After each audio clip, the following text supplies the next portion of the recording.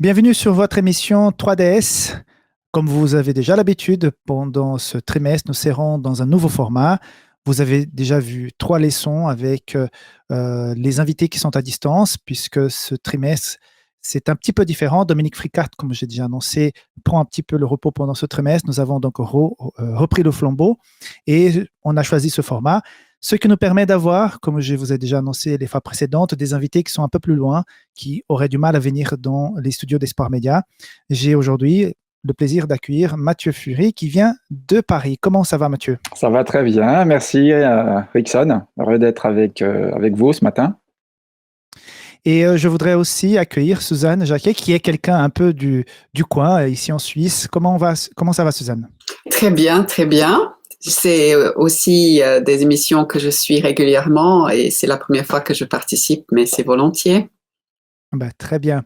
Je suis content de vous accueillir. Je voudrais aussi saluer tous nos amis de la Fédération France Sud. Donc, vous regardez cette émission peut-être sur Espoir Média, mais peut-être sur la chaîne Adventiste FFS et aussi sur la chaîne Adventiste FBL, parce que les fédérations de la Belgique, Luxembourg et de sud de la France sont en train, pendant ce trimestre, de relayer aussi cette émission.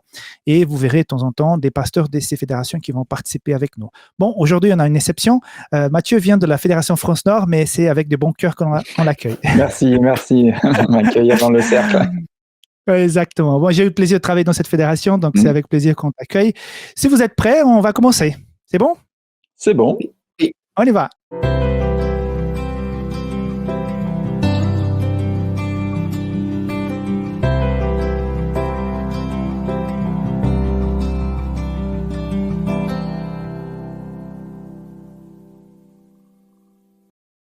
Donc, c'est un trimestre où nous parlons du repos. Aujourd'hui, nous avons la leçon numéro 4, le prix du repos. C'est une leçon qui est pour le sabbat 17 juillet. Elle est mise en ligne une semaine avant pour que chacun puisse l'accompagner et en parallèle étudier le questionnaire. Comme ça, vous pourrez avoir des idées, des insights pour pouvoir partager avec votre classe le sabbat prochain. Ou peut-être vous êtes moniteur et vous aimez bien regarder les émissions qui sont proposées sur la toile par rapport à la leçon du sabbat qui vient. Je voudrais aussi vous inviter à vous abonner à cette chaîne sur laquelle vous regardez. Peu importe la chaîne, mais abonnez-vous. Et puis, vous pouvez aussi aimer ce contenu pour que YouTube puisse le proposer à d'autres personnes.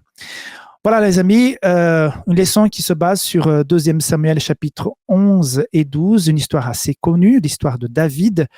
Pas la plus glorieuse parce que là, il est déjà roi, il est bien installé, il n'y a plus Saül qui le persécutait. Donc voilà, quelqu'un qui s'est vraiment battu et que finalement prend un petit peu de repos. Mais voilà, quand il est au repos, les choses se compliquent. Mais avant de commencer cette histoire, je voudrais juste vous poser une question. Il y a un dicton qui dit que l'occasion fait le larron. Je ne sais pas si vous y croyez, mais souvent c'est le cas quand on est dans des situations, circonstances où on peut profiter de quelque chose comme ça qu'on ne s'y attendait pas. Souvent, la tentation, elle est forte de pouvoir saisir l'occasion. Est-ce que vous êtes d'accord avec ce dicton ou bien, pire encore, est-ce que vous avez déjà vécu ça et vous avez fait quoi? Donc, je ne sais pas qui a envie de commencer. Peut-être toi, Mathieu, qu'est-ce que tu en penses? Oui, l'occasion fait le larron. Alors, je vais vous raconter une histoire de feu rouge. Ah, Oui, qui a marqué ma conscience jusqu'à ce jour. Je m'en souviens fort bien d'ailleurs, hein. Je venais d'être nommé stagiaire auprès du pasteur de l'église de Nantes. En ce temps-là, c'était en 1998. Alors, pour ceux qui le connaissent, il s'agit de Rémi Ballet, hein, donc qui travaille dans le ministère Il est écrit aujourd'hui au Québec.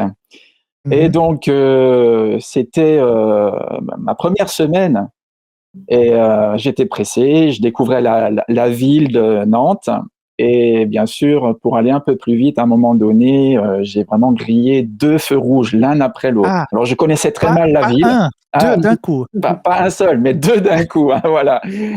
Voilà, l'occasion a fait le larron, donc je me suis dit, voilà, il faut que j'avance. J'étais très pressé et puis, manque de bol, c'est le cas de le dire, je me fais arrêter tout de suite par un motard hein, donc en bleu, avec voilà, l'uniforme bleu et blanc. La police. Ah bon, monsieur, qu'est-ce que vous avez fait là? Ah, je suis désolé, bon, voilà, je connais pas bien la ville, j'étais pressé, bref. C'est la première fois que je franchissais ce carrefour, mais peu importe. Il me dit, écoutez, je vais être clément, je vous verbalise pour un feu rouge. Wow. Je vous verbalise pour un feu rouge. L'histoire ne s'arrête pas là, donc j'étais quand même un petit peu soulagé parce que je crois que les 2 feux rouges m'auraient coûté cher. Mais c'est que j'en ai parlé au pasteur Rémi Ballet. Et puis le sabbat d'après, Non, j'étais à l'église et il non, s'en est servi pour illustrer le message. non. Il s'en est servi pour illustrer son message, pour montrer les conséquences du péché. Aïe, aïe, aïe, aïe, Ah aïe. là là. Sur le dos du stagiaire. Et moi, j'arrivais dans l'église, j'étais tout nouveau. Et la première chose que les membres ont su sur moi, c'est que j'avais grillé 2 feux rouges. Voilà. Donc, je n'ai jamais oublié cet épisode. Et l'occasion a fait le larron, mais le larron, il a été pris sur le fait. Et puis, on lui a rappelé son forfait aussi quelques jours plus tard. Très bien. Bon, je vais dire ça à Rémi parce qu'il sera bientôt aussi invité pour animer une émission. Oui, ouais. Je vais lui dire que tu es encore sous le traumatisme. Je suis vais encore lui demander traumatisé. comment il fait pour gérer les traumatismes des gens. Suzanne, et toi? Alors Tu moi, grilles aussi les feux rouges? non, en fait pas à ma connaissance. Hein. Ça remonte assez loin, ça remonte à l'école. J'étais dans notre école adventiste à Stanborough Park, près de Londres, qui était une assez grande école avec un très beau parc autour. Et moi, j'habitais pas loin. J'avais un matin un rendez-vous de médecin, ce qui arrivait rarement. Et justement, je me suis dit, après le rendez-vous de médecin, je vais profiter pour revenir à l'école de la manière la plus longue possible, en me promenant à travers le parc, notamment vers des terrains de sport où des garçons faisaient du foot. J'étais au courant des classes, des autres classes, donc pour vraiment retarder le moment de revenir en classe d'une part, et d'autre part pour voir ces garçons. Et bon, ben voilà, je suis arrivée en classe et puis j'ai dit, excusez-moi, j'avais un rendez-vous de médecin.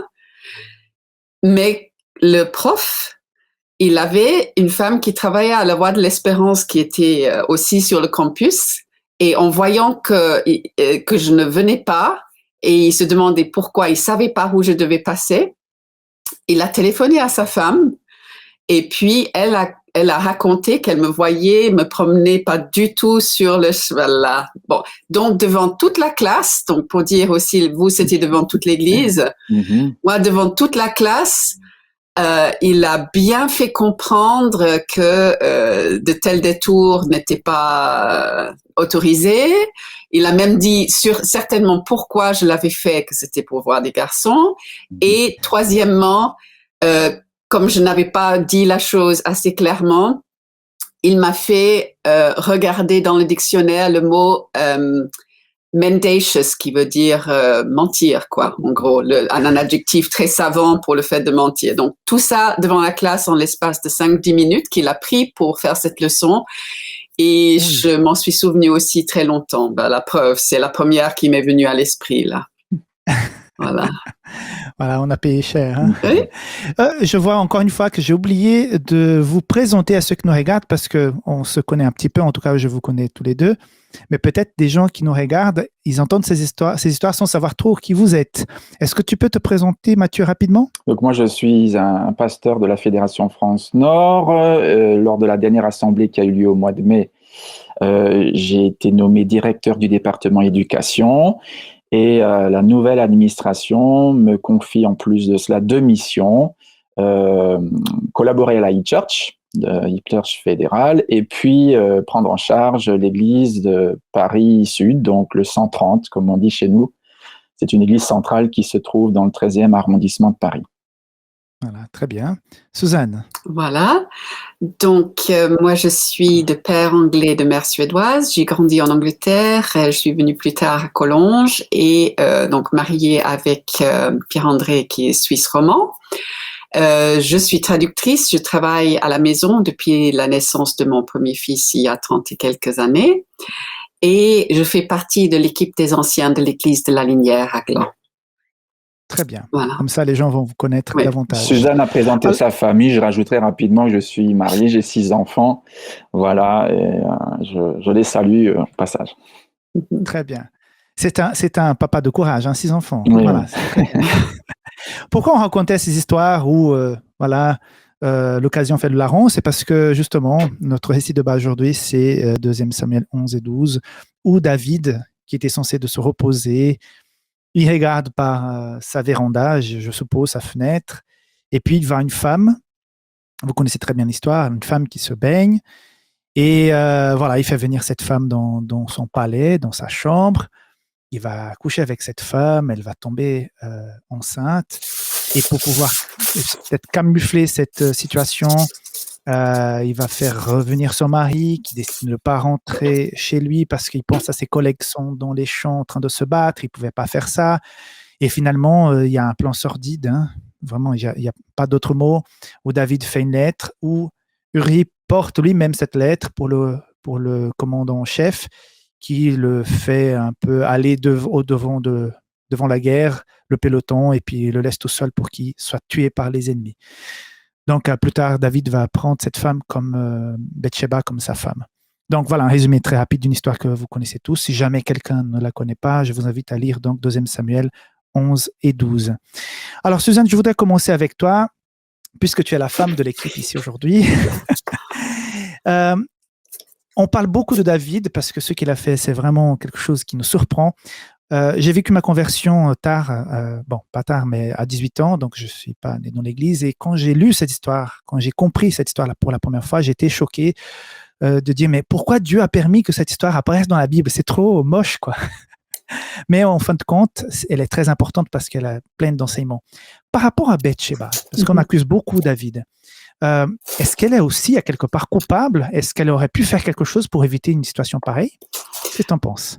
Alors, j'ai tenté de pas juste dire d'instinct non, elle n'y était pour rien, et puis défendre la cause féminine d'emblée. J'ai tenté de vraiment regarder un petit peu tout le débat qu'il y a eu à travers les âges, hein, des théologiens et autres qui se sont pas mal exprimés là-dessus. Et puis, bien sûr que tout un temps, il y en avait pas mal pour dire peut-être qu'elle était provocante, peut-être qu'elle aurait pu dire non, enfin pour trouver non pas des excuses, mais au contraire des raisons dans son comportement de dire qu'elle était également coupable. Mais très honnêtement, le texte ne semble pas appuyer ceci. D'une part, on a la situation du palais qui était clairement, parce qu'on dit plein de fois que Uri devait descendre à sa maison depuis le palais. Enfin, donc on sait que la maison était bien en dessous. Donc la situation était telle. Ensuite, elle se baignait non seulement selon le rituel de purification qui était normal, mais elle se baignait dans la cour, ce qui était tout à fait normal, comme le faisaient beaucoup de gens de l'époque. Donc la configuration des maisons. Donc d'abord, son attitude de se baigner était parfaitement normale. Et ensuite, dans la situation hiérarchique de l'époque, dire non au roi, ce n'était juste pas une possibilité qui lui était offerte. Quand on voit même Esther, qui fut une épouse aimée, mais qui risquait la mort en venant voir son mari plus tard, on voit que la situation de la femme était clairement là, simplement de subir ce qui était la volonté de Dieu, la volonté du roi, justement, qui se prenait pour Dieu quasiment vis-à-vis du peuple. Donc cette volonté du roi, elle était imposée, et clairement dans les textes, quand Nathan aussi accuse accuse le roi, et tous les textes qui parlent de cette situation parle de la responsabilité de David qui la prend, et le verbe qui est utilisé, il la prend. C'est quelque chose qui est péremptoire, c'est quelque chose qui... Avec autorité, hein. Exactement, avec autorité. Exactement, d'envoyer les messagers et tout ça. Et on voit que dans le contexte socio-culturel de l'époque, vraiment, elle n'aurait pu résister. En revanche, ce qu'on trouve qui est très beau, et je ne sais pas si on aura l'occasion d'en reparler, mais c'est que on voit que même qu'elle a payé très cher, non pas son propre péché, mais celui de David, mais que ça ne l'empêche pas plus tard de prendre la parole pour défendre la cause de Salomon, qui devait être pas seulement parce que c'était son fils, mais parce que ça avait été exprimé que c'était la volonté de Dieu. Et donc, on voit qu'elle ne reste pas sur cet échec qui était terrible pour elle d'avoir perdu l'enfant et d'autres choses, d'avoir perdu son mari, qu'on a toute raison de croire qu'elle pouvait aimer son mari. Donc, elle a été, beaucoup de gens l'admettent carrément violée. Elle a été violée. C'est un viol de pouvoir. À l'époque de MeToo, on le comprend bien, que ce soit les directeurs, le producteur de cinéma ou autre. Enfin, voilà. Donc, assez clairement un viol. Ensuite, la perte de son mari, la perte de son bébé qu'elle portait. C'est énorme comme deuil, mais qu'elle a su manifestement surmonter, puisque on sait même qu'elle a assisté qu'elle a remis la couronne à son fils seulement plus tard et tout. Donc, elle aurait pu être brisée à jamais et semble-t-il pas. Elle a pu faire sa résilience. Oui. Mathieu, donc je vois qu'il n'y a pas moyen d'accuser la femme ici. Et effectivement, c'est David qui porte compliqué, la responsabilité. Est-ce que tu as quelque chose à dire par rapport à Bathsheba? Comment tu la vois dans cette histoire? C'est vrai qu'elle est assez effacée. Hein. Elle s'exécute. Je vois ça comme ça. Bathsheba s'exécute, elle obéit à l'ordre du roi. Le roi l'a fait chercher le jour même, ou plus exactement le soir même, hein, d'après le récit, si j'ai bien compris. Il s'impose. Il s'impose.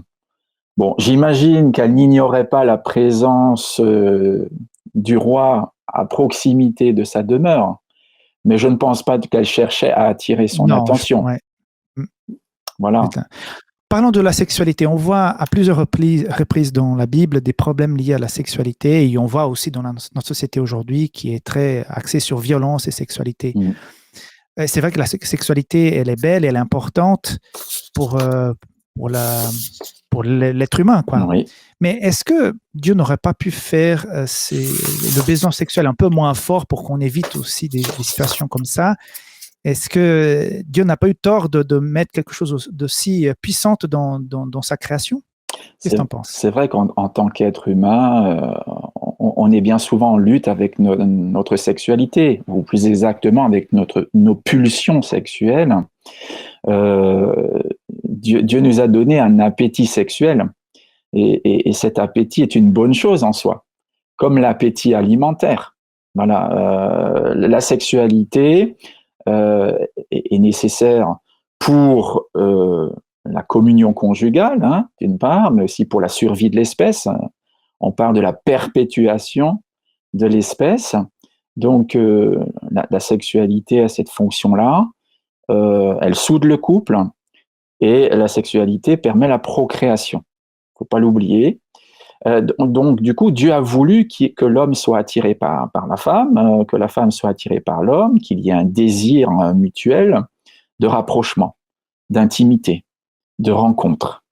Maintenant, encore faut-il canaliser ce désir. Certains hésitent à placer la sexualité parmi les besoins primaires, voire physiologiques. Pourquoi ? Parce qu'on sait qu'il y a des gens qui vivent dans la chasteté authentiquement. Hein. Il y a des gens qui sont capables de vivre pendant des années sans avoir de rapport sexuel, sans même se masturber. Ça, c'est certain. Et qui sont équilibrés, qui sont heureux, qui sont épanouis, qui sont sociables. Donc, on sait que c'est possible. Il y a des gens qui en témoignent et qui sont de bonne foi, vraiment. D'ailleurs, l'apôtre Paul est un spécimen biblique, hein, et un exemple de chasteté. Donc, maintenant, ça fait quand même partie des besoins, hein, besoin de se rapprocher de quelqu'un. On a besoin de tendresse, on a besoin de toucher quelqu'un, d'être touché, ça dès son plus jeune âge. Hein. Donc, on peut répondre à ces besoins-là peut-être différemment, mais la sexualité est quelque chose d'impérieux parce que l'être humain est travaillé par ses hormones et il doit apprendre à maîtriser ce que certains ont appelé, notamment Freud, ces pulsions de vie que trahit la sexualité. Et si on peut faire un rapprochement, je dirais qu'il y a bien un besoin auquel personne ne peut se soustraire, c'est le besoin de s'alimenter. Et on s'alimente parce qu'on a faim, n'est-ce pas? On s'alimente parce qu'on a faim. Donc, il y a là un appétit alimentaire. Et Dieu nous a donné cet appétit pour que nous puissions survivre, justement, à l'échelle individuelle. Hein. Voilà. Et aussi collective. Ça nous permet de survivre. Mais s'il n'y avait pas l'appétit, nous ne mangerions pas, nous pourrions nous laisser mourir. On connaît des gens qui se laissent mourir justement parce qu'ils n'ont pas d'appétit ou qui tombent malades parce qu'ils n'ont pas d'appétit. Donc, et après, il s'agit de le réguler. Par contre, le contraire, c'est d'avoir trop d'appétit et c'est de manger trop. Alors, entre anorexie, donc manque d'appétit, et boulimie, bien souvent, l'être humain cherche son équilibre. Hein.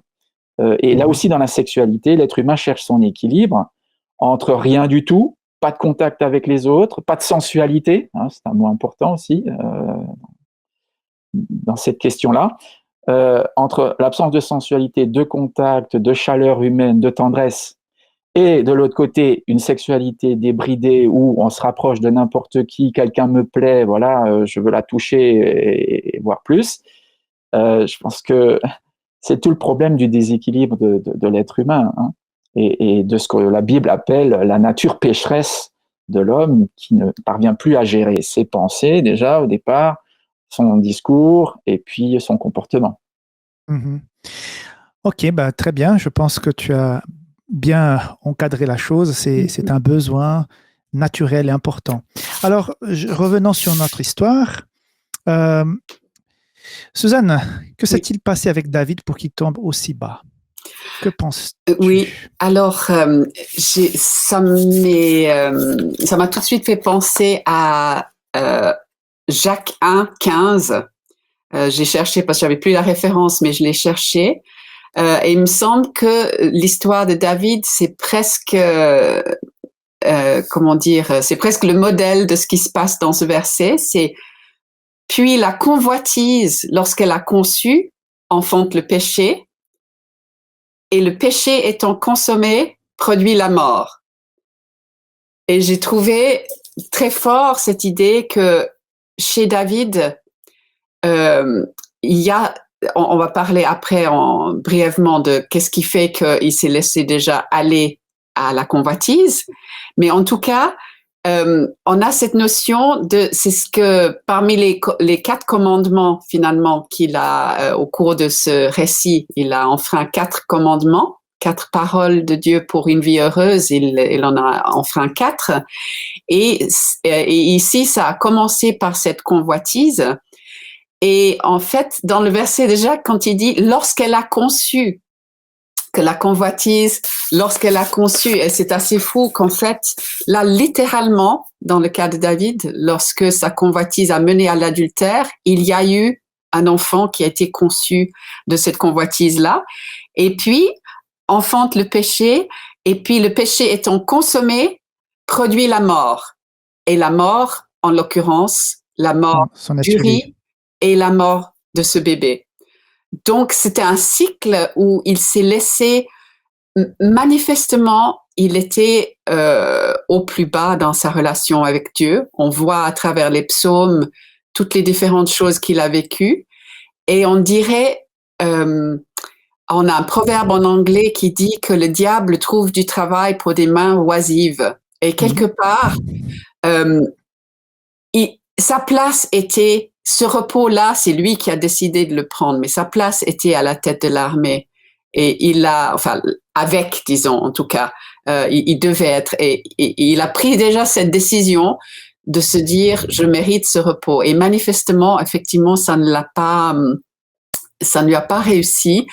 Et on dirait qu'effectivement, cette oisiveté l'a mené à laisser cette convoitise s'installer très vite et puis à y répondre de suite. C'est clair qu'en tant que roi, il était habitué, donc une fois installé, après tout ce qu'il a vécu avec Saül avant, mais une fois installé lui-même, il a pu s'installer dans cette notion que le roi a droit à tout, que tous les appétits du roi doivent être satisfaits immédiatement, et donc, y compris celui de repos, alors qu'on a ce contraste immense avec Uri qui n'accepte pas le repos, y compris le fameux repos du guerrier qui aurait été de dormir avec sa femme.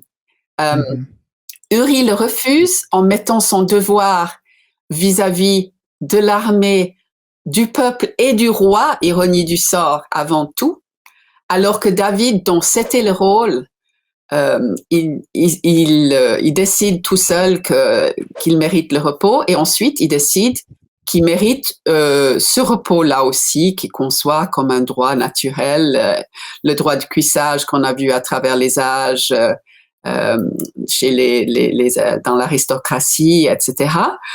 Et donc, oui, à partir de ce repos qui n'est pas le repos qui est proposé par Dieu, qui est plutôt l'oisiveté, ça a donné lieu à ce cycle qui devient alors un cycle vraiment vicieux et non pas vertueux, où une chose entraîne l'autre. Et ça, je pense qu'en revanche, on a tous fait l'expérience que une fois qu'on a fait quelque chose de travers, quelque chose où on a raté le plan de Dieu pour nous dans un contexte précis, eh bien, souvent, ça a des petites conséquences, et puis pour parer à ces conséquences, on invente un autre mensonge. Même mon histoire de me promener dans le parc, que je ne devais pas le faire à la base, après, j'ai quand même laissé entendre que le médecin, voilà, que ça a pris plus de temps que prévu. Enfin, voilà, clairement, qu'une chose peut, alors heureusement pas toujours avec des conséquences aussi graves, mais quand on perd cette relation, qu'on voit à diverses reprises que David cherchait une relation presque charnelle avec Dieu, c'est-à-dire enfin, d'émotion et d'être relié à Dieu, là, dans ce moment-là, il s'est détaché de Dieu, et à partir de là, en écoutant que sa propre volonté, son propre désir, voilà, les conséquences se sont enchaînées et il s'est senti, et puis jusqu'au fait de ne pas se repentir avant qu'il soit vraiment mis devant le fait accompli, alors qu'il y aurait eu plusieurs moments à travers le récit où il aurait pu se rendre compte. S'arrêter, voilà. Il aurait pu s'arrêter. Donc une chose, un péché a engendré un autre, qui a engendré un autre, et puis voilà, de fil en aiguille, il est allé très très loin.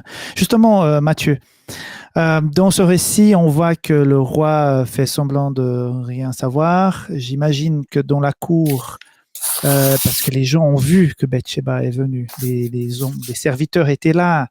Je pense que ça se discutait déjà dans le palais. C'était voilà quelque chose qui était là. Donc, la question est la suivante. Nathan a dû intervenir. Oui. Nathan a dû venir tirer les oreilles du roi. Donc, c'était pas simple. Hein. Donc, opération délicate. Et opération délicate. Est-ce que ce qui a fait Nathan à cette époque, est-ce qu'on pourrait encore le faire aujourd'hui? Est-ce qu'on a aussi aujourd'hui des Nathans? Qui fait ce travail de Nathan aujourd'hui? Je me souviens du professeur Badenas qui nous disait, alors que j'étais encore étudiant et un de ses élèves, je peux vous le dire, le ministère de la répréhension, c'est certainement le plus difficile qui soit. Le ministère de la répréhension. Alors, qui sont les Nathans aujourd'hui? Dieu s'est servi de Nathan ce temps-là pour interpeller David. Nathan, c'est l'éveilleur de conscience. Il a éveillé la conscience de David qui était endormi, qui était donc en état de léthargie là, totale. C'est comme s'il n'était pas conscient de ce qu'il faisait et des conséquences de ce meurtre commandité. Plus bien sûr le viol de la femme de la victime. Donc, je crois qu'aujourd'hui, le Seigneur a encore des moyens de nous interpeller. Alors, dans l'Église ou pas, il peut se servir de différentes personnes ou de différentes circonstances.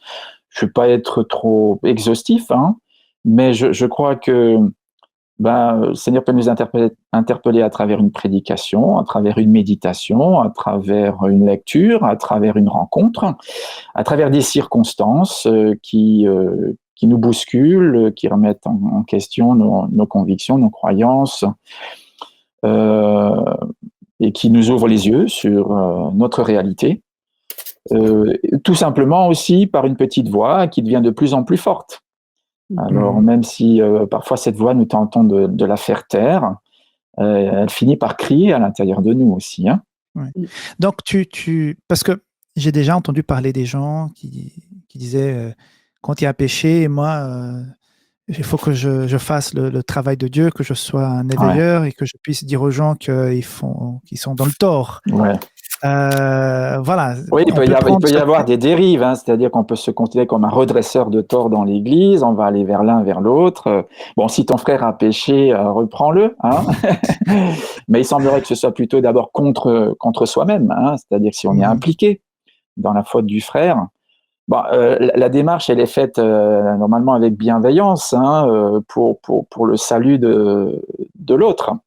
On voit bien Nathan marcher sur des œufs parce que il vient raconter une histoire pour que David finalement s'identifie au pauvre, à la victime, et finisse par donc exiger une réparation. Et voilà que Nathan se retourne contre David en lui disant mais en fait c'est toi qui a causé une injustice et c'est toi qui as volé à ce pauvre homme sa seule brebis. Mais ce qu'il n'a pas dit dans la parabole, c'est qu'en plus il l'a tué. Donc il est en deçà, enfin, du mal que David a fait. Il en dit moins, mais ça suffit. Ça suffit pour que David, à un moment donné, fasse tomber toutes ses défenses. Il va avec beaucoup de tact, en fait. Il a du tact, hein, parce que bon, c'est vrai, on ne sait pas sur quel ton il a dit, cet homme-là, c'est toi. Alors, on peut supposer qu'il l'a dit calmement, voilà, sans agressivité, ça suffisait. Je pense que ça suffisait parce que David était à ce moment-là, il était dans l'émotion. Hein. Oui, il était énervé. Le gars qui a fait ça. Ouais. Voilà, il était vraiment énervé et il saisit cet instant un petit peu dramatique, hein, où David bout à l'intérieur de lui-même et là, paf, il fait éclater le ballon. C'est comme c'est un ballon qui a gonflé. Hein. C'est les émotions de David qui sont là, et puis là, il utilise une petite aiguille, et paf, le ballon saute, et il redescend. Ouais. Et on voit par la réaction de David qu'il a accepté, il a compris. Alors ça, c'est incroyable. Et que ça, c'est toute la beauté de ce récit, hein, de la réaction de David. C'est vrai que le péché est abominable, mais la façon comme il réagit, c'est d'une beauté. Bon, on va en parler davantage. Alors, Suzanne, oui. Quand on a des personnes qui sont impliquées dans des situations comme ça, comment doit-on les traiter? Est-ce qu'il faut tout de suite parler de radiation? Il faut aller dire cruellement ce qui ne va pas? Est-ce qu'il faut l'accompagner pour qu'elle se rende compte elle-même? Comment aborder des personnes qui prennent un chemin un peu de travers? Alors, je sais que tu n'es pas pasteur. Hein, non, je sais justement, que tu es c'est très complexe et ça tient. C'est très complexe comme question. Hein, je suis désolée. Et voilà. ça tient aussi au rôle de chacun, effectivement, au sein de l'Église. Et en tout cas, en tant que membre, j'ai trouvé 1 ou 2 commentaires assez intéressants à ce sujet où quelqu'un disait. Si nous avons de telles discussions, c'est souvent parce qu'on a l'impression que c'est nos attitudes polluées par le péché qui nous font penser que de pointer le problème chez l'autre diminuera notre propre responsabilité pour nos propres péchés. Et très souvent, quand même, non seulement on remarque davantage les défauts et les péchés chez les autres, qui sont les nôtres, où on a nous-mêmes les tendances à certaines choses, et ça va nous choquer d'autant plus chez l'autre et on va vouloir, c'est pas pour rien que Jésus a parlé de la paille, de la poutre et tout ça. Et j'ai bien aimé que j'ai vu à un moment donné où, quand il est question de discipline d'église, parce que c'est quelque part de ça qu'on parle, que dans discipline d'église, il y a disciple. Et disciple, c'est un disciple, c'est un adepte. Donc, si on veut que les gens deviennent adeptes de la voie que Jésus nous montre, c'est pas avec la punition, avec la condamnation qu'on va réussir à ce qu'ils deviennent disciples, vraiment adeptes, à ce qu'ils reviennent vers la voie du disciple. Donc, moi, je pense, personnellement, en ayant lu différents textes et quand on voit ce que Jésus a fait par rapport à la femme adultère, par rapport à ce qu'il a fait avec la Samaritaine, où clairement aussi il y avait énormément de tact, alors que lui, il était en droit absolu de pointer le péché de l'autre. Déjà, lui, il a utilisé, alors à combien plus forte raison on devrait plutôt être dans la position quand Jésus écrivait dans le sable quand la femme était prise dans l'adultère et que les autres apparemment auraient vu leur propre péché. On devrait plutôt dire qui suis-je moi pour pointer le péché de quelqu'un d'autre. En revanche, si nous sommes des vrais disciples, si nous devenons adeptes de la voie du Christ, non seulement ça va influencer notre propre façon de se comporter face aux tentations, face aux convoitises, face à tout ce tout ce à quoi on est confronté nous, mais aussi que Dieu nous donnera le tact si la personne, parce qu'il arrive que des gens sont en demande presque, nous disent « qu'est-ce que tu en penses ?» Et là, c'est tout autre chose. Si quelqu'un est en demande et parle d'une situation et dire « qu'est-ce que tu en penses ?» Pouvoir, avec la prière et en demandant à l'Esprit de parler de la voie royale de Dieu, de qu'est-ce qu'il veut pour nos vies et essayer de demander aux personnes si elles-mêmes, elles pensent que c'est ce que Dieu veut pour sa vie, etc. Mais ça doit, à mon avis, surtout quand on est simple membre, venir de la personne elle-même qui demande de l'aide, qui demande du conseil, qui veut une réaction. Parce que des réactions spontanées, de pointer ce qui ne va pas chez l'autre, en général, nos motifs, nos mobiles sont trop mélangés et on arrive à des choses qui font plus de mal, qui éloignent, qui repoussent, plutôt que de rassembler et de ramener vers cette notion d'être disciple, d'être adepte. Tu utilises la situation où la personne est en demande parce qu'elle n'a pas de repère et peut-être elle demande à des gens en qui ils ont confiance de pouvoir donner leur avis par rapport à ce oui. Alors, je te dis que parfois, quand on est pasteur, c'est un peu plus délicat parce que parfois, on constate quelque chose. Je prends un petit exemple. Il y a peut-être 4 ans de cela, j'ai discuté avec quelqu'un et avec beaucoup de tact, je lui ai expliqué, écoute, voici les plans que Dieu a pour nous, voici le chemin, l'idéal, et voici que ta réalité est un petit peu loin de ce chemin. Donc, avec beaucoup de tact, j'ai juste effleuré la question, disons, faut comparer les choix que tu as fait maintenant, s'ils sont en harmonie avec ça. Ça fait peut-être 3-4 ans, cette personne a vécu dernièrement un changement profond dans sa vie. Et elle s'est beaucoup rapprochée de Dieu. Et cette situation qu'elle vivait il y a 3-4 ans, ça s'est arrêté. Et puis, elle est venue me remercier. Elle m'a dit, tu étais le seul qui est venu me parler de ça. Et en fait, ça m'a travaillé dans l'esprit. Et c'était plusieurs années après. C'était pas sur le champ, il faut que tu arrêtes avec ça, autrement. C'est un parcours qu'elle a fait. Mais voilà, je te dis que c'est très délicat d'aller aborder quelqu'un et lui dire, écoute, voici l'idéal de Dieu et voici la réalité.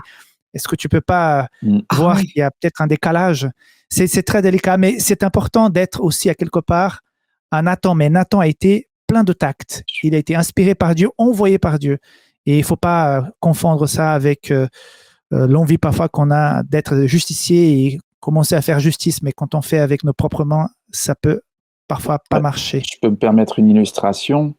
Une personne qui se retrouve dans une telle situation, en fait, c'est une personne blessée. Et je dirais, donc justement, lui faire remarquer qu'elle a besoin de guérison. C'est comme appliquer un baume sur une plaie, vous savez, voilà, une plaie vive. Donc il faut y aller avec beaucoup de douceur, sans pression. Hein, sans pression. Voilà, je sais qu'il y a quelques jours, j'avais une plaie au niveau du pouce ici. Donc ma peau était arrachée. Et pour que ça cicatrise, il a fallu mettre régulièrement une crème cicatrisante et un pansement. Et si vous mettez à appuyer sur la plaie, vous faites crier la personne. Hein. Voilà, c'est extrêmement douloureux. C'est pareil quand on vient faire une remarque à quelqu'un. Il y a une manière justement d'aborder la personne, montrer qu'on veut son bien, la faire réfléchir, simplement éveiller sa conscience avec douceur, comme on réveillerait quelqu'un au petit matin. Voilà, c'est vraiment ça. Pour moi, l'image, c'est mettre quelque chose sur la plaie. Et si vous appuyez avec un doigt, voilà, c'est sûr que la personne va bondir et après elle va vous dire tu m'as fait mal et puis elle va risque de se retourner contre vous et vous dire mais bon de quoi tu te mêles et ainsi de suite. Hein. Ouais. Ça me fait penser à ce verset de Paul qui dit si vous avez surpris quelqu'un en faute, eh bien redressez cette personne dans un esprit de douceur. Très beau. Bravo, merci pour ce verset. Voilà, Justement, je continue avec toi parce que dans cette conversation avec David, dans 2 Samuel 12, verset 13, il est dit que David dit à Nathan, « J'ai péché contre le Seigneur. » Donc il assume. Hein? Et Nathan répondit à David en disant, « Le Seigneur laisse passer ton péché. Tu ne mourras pas. » Alors ma question est la suivante. Le Seigneur laisse passer ton péché, donc Dieu est en train de dire, « Écoute, enfin, comme tu reconnais, c'est pas grave. » Est-ce que c'est ça que Dieu est en train de dire là? Alors c'est vrai que j'ai toujours été surpris par l'instantanéité de la réponse. David n'a même pas encore fini sa phrase que déjà, Nathan lui dit « Le Seigneur pardonne ton péché ». Enfin, dans la version classique, la version Louis II, on a « Le Seigneur pardonne ton péché ». Mais effectivement, littéralement, et la nouvelle Bible second nous le rappelle, c'est le Seigneur a laissé laissé passer ton péché, ou ton péché est passé. Tu ne mourras pas. Mais je pense qu'il faut associer les deux parties de la phrase. C'est-à-dire que normalement, le péché engendre la mort. Hein. Un tel péché, il a tué. On se rappelle quand même que le régime qui s'est appliqué en ce temps-là, c'était quand même un régime de base, œil pour œil et dent pour dent. Hein. Donc, David n'est autre qu'un meurtrier. Bon, il a aussi le privilège d'être un roi et donc d'être un petit peu au-dessus de ces lois-là, s'il le veut. Mais moi, ce que je comprends par là, c'est qu'effectivement, il ne sera pas sanctionné par la peine capitale. Vous savez, Adam et Ève étaient aussi sous un commandement. Hein. Ils ne devaient pas consommer du fruit d'un arbre, celui de la connaissance du bien et du mal. Dieu avait dit parce que le jour où tu en mangeras, tu mourras. Il avait même insisté, certainement tu mourras. Littéralement, c'est de mort, tu mourras. Donc tu mourras d'une mort certaine. Mais ils ont mangé du fruit de cet arbre, ils ne sont pas morts ce jour-là. Dieu a dit, le jour où tu en mangeras, tu mourras. Alors on va dire, oui, mais bon, ça y est, ils ont commencé à mourir. Et ils sont morts quelques centaines d'années plus tard. Oui, mais normalement, ils auraient dû mourir ce jour-là. Sauf que ce jour-là, c'est un animal qui est mort à leur place. Donc il y a bien eu une mort. Mais c'est celle de l'animal, mais pas la leur, parce que la mort de l'animal s'est substituée à leur mort. Et donc, je comprends que Dieu, finalement, accepte dès ce moment-là le repentir de David, à travers la parole de Nathan, et en disant, bon, je laisse passer ton péché, autrement dit, on sait bien qu'on n'est pas condamné selon nos fautes, selon nos péchés, mais selon la bonté, enfin, quand on est pardonné, on l'est selon la grande miséricorde de Dieu, que c'est son désir en fait. Le désir de Dieu, ce n'est pas de condamner l'homme. Je pense à un verset qui doit se trouver dans le livre d'Ézéchiel au chapitre 33, verset 11. Oui, c'est ça, Ézéchiel 33, 11. Oui. C'est Dieu qui dit, je ne veux pas la mort du pécheur, moi. Je ne veux pas la mort du pécheur. Ce que je désire, c'est qu'il se détourne de son péché. Et donc, il voit là David se détourner de son péché et il lui dit, mais tu ne mourras pas. Et non seulement tu ne mourras pas aujourd'hui, parce que Dieu aurait pu le frapper d'une mort soudaine. De la vie de David, on a vu des choses dans la vie de David. Dieu aurait pu le frapper d'une mort soudaine, il ne le fait pas. Et Dieu ne le frappe pas aussi de cette mort dont parle la Bible, qui est la seconde mort, enfin la mort éternelle, la mort liée au jugement de Dieu. Pourquoi ? Parce qu'il y a un rédempteur. Et David attend en tout cas que par ce rédempteur, eh bien, il soit lui aussi sauvé. Très bien, merci beaucoup. Suzanne, on voit que les conséquences sont assez importantes après cette prise de conscience. Quelque part, la condamnation vient de David lui-même quand il répond à Nathan qu'il va payer 4 fois. On voit que ça tarde pas à lui tomber dessus, puisque le bébé il va mourir. Il va avoir plein de soucis avec ses enfants, surtout avec Absalom qui va se révolter contre son propre père en essayant de faire un coup d'État. Et puis David doit fuir, laisser le palais. Absalom va prendre ses concubines. Donc c'est une situation horrible. Et plus tard, Absalom va mourir. Donc c'est vrai qu'il y a le pardon, la reconnaissance de David tout de suite, le pardon de Dieu par ce verset que Matthieu vient d'expliquer. Mais est-ce qu'à quelque part, les conséquences ne sont pas trop lourdes? Est-ce que Dieu n'aurait pas pu avoir la main un peu moins lourde sur David? Alors, il semblerait justement que, tout comme l'attitude de Dieu qu'on vient d'évoquer avec David, donc de lui pardonner, de comprendre qu'il était en état sincère de repentir, soit vraiment quelque chose d'exemple pour nous, de comprendre à quel point, quels que soient les péchés qu'on commet, Dieu est prêt à les pardonner. En revanche, nous vivons dans un monde régi par des lois naturelles. Et ces lois naturelles s'appliquent aux choses physiques, mais aussi aux relations. Et les conséquences de ces actes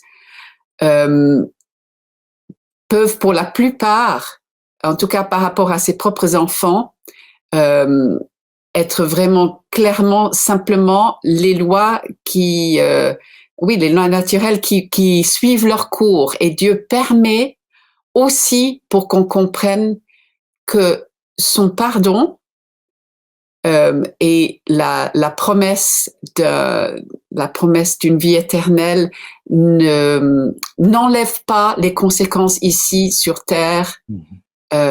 Il peut permettre de traverser ces conséquences, il peut marcher avec nous pendant qu'on fait face à ces conséquences, mais elles sont là. Et justement, je trouvais intéressant que le grand-père de Bathsheba, Ahitophel, voilà, qui était un conseiller très connu, très apprécié, etc.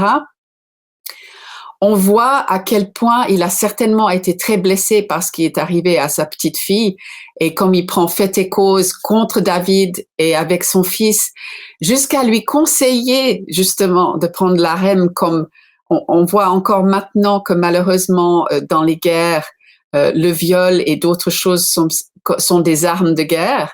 Là aussi, c'était une manière de montrer la révolte, jusqu'à quel point on veut humilier ce roi.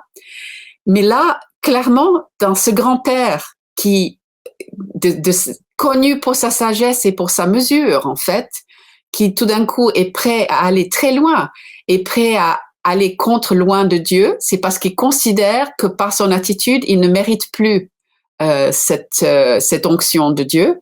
Et donc ça, c'est typiquement dans les relations où on voit que c'est pas seulement des lois purement physiques, mais aussi émotionnelles et relationnelles, que nos actes ont des conséquences. Et tant qu'on est ici sur terre, Dieu ne va pas tout balayer ces conséquences en disant c'est pas grave, parce que ce serait contredire les lois justement de la nature. Et donc, voilà, je pense que effectivement, les conséquences ont été lourdes, mais comme résultat naturel et logique.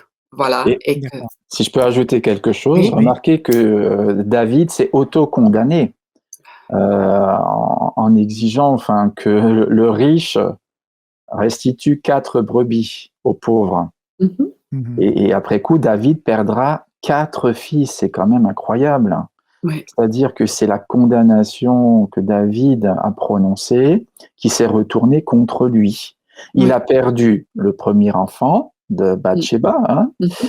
Donc ensuite il a perdu Amnon, il a perdu Absalom et plus tard Adonijah. Après sa mort. Hein. Après sa mort. Tout à fait. Mhm. Tout à Mhm. fait. Mhm. Donc c'est quand même impressionnant, hein, c'est C'est de très voir impressionnant. ce lien. Oui, mais sans les conséquences, il n'y aurait pas certainement une espèce de maturité qui s'installe Les, chez l'homme les dès tout conséquences petit. ouais, Ouais. sont aussi là Je pour nous pense faire que, prendre conscience de la gravité du péché. voilà, comme le feu rouge à quelque part, hein, ils sont là pourquoi? Pourquoi le policier est venu là?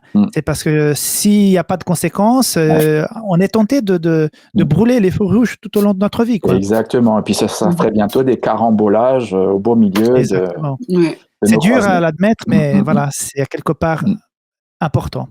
Alors, justement, Mathieu, je voudrais finir par ce bijou que je trouve qui est le psaume 51. C'est le psaume que David va rédiger, va écrire une fois qu'il comprend toute sa culpabilité, la gravité de ses faits.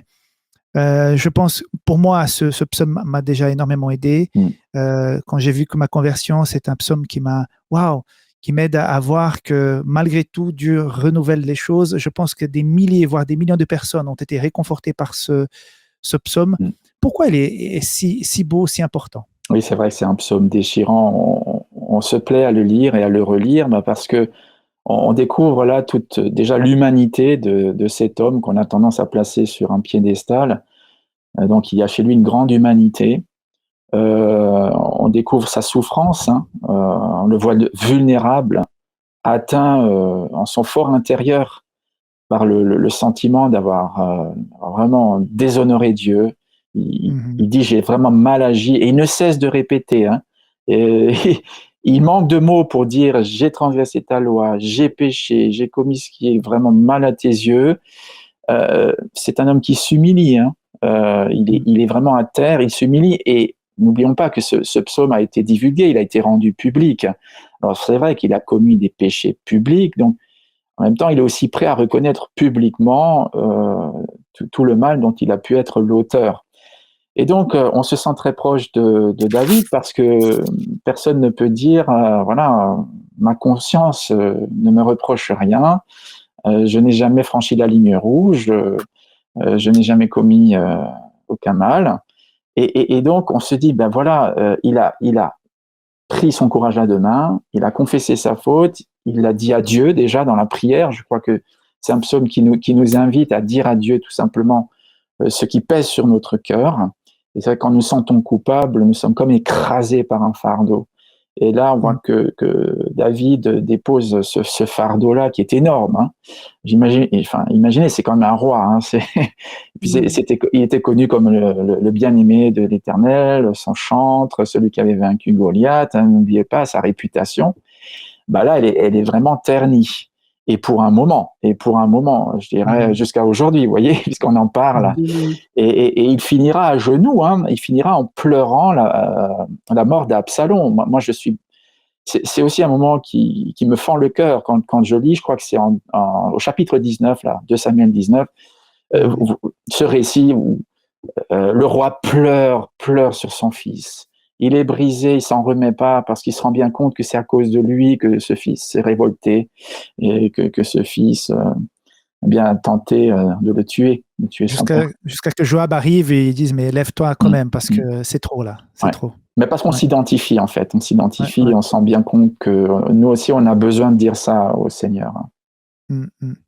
Alors, mes amis, un acte, une nuit avec Bathsheba et après toutes les décisions qui ont suivi pour pouvoir cacher, comme a dit Suzanne, et on voit le poids et la souffrance qui sont venus avec les conséquences. Et c'est vraiment incroyable cette histoire, mais qui est pleine d'enseignements. Mais comme nous avons dit tout à l'heure là, il y a quelqu'un qui est mort pour nous, qui nous pardonne, qui peut nous aider. Et si jamais quelqu'un qui nous écoute maintenant se sent un petit peu coupable par rapport à quelque chose qu'elle a fait dans le passé, quelque chose qui n'a pas encore été avoué, quelque chose qui est dur à porter, le message de cette leçon, c'est pour avoir la véritable paix, pas celle que David cherchait quand il était tout seul dans son palais pendant que les autres se battaient en guerre. La véritable paix, elle est en Jésus-Christ. Quand on confesse le péché, quand on va vers lui. Donc, on vous conseille de lire le psaume 51, de s'identifier avec les mots de David et que chacun puisse véritablement se repentir devant Dieu pour avoir ce repos que nous propose la leçon de ce trimestre. Donc, je voudrais vous remercier. Nous sommes à la fin de notre échange. C'était fort intéressant. Cette histoire, elle est très belle. On pourrait en dire plus. Mais voilà, pendant ces 50 minutes, nous avons pu aborder plusieurs sujets de cette histoire. Donc, merci de votre présence. Je voudrais vous rappeler que la semaine prochaine, nous serons à la leçon numéro 5, Venez à moi. Nous aurons aussi 2 autres invités qui vont nous accompagner pendant l'échange concernant cette leçon. À Suzanne et à Mathieu, je voudrais vous remercier. Que Dieu puisse bénir aussi vos vies, vos familles et toutes les activités. Et merci de votre engagement pour la mission et pour l'Église. Merci à toi. Merci. Au revoir. Merci. Au revoir. Bye bye.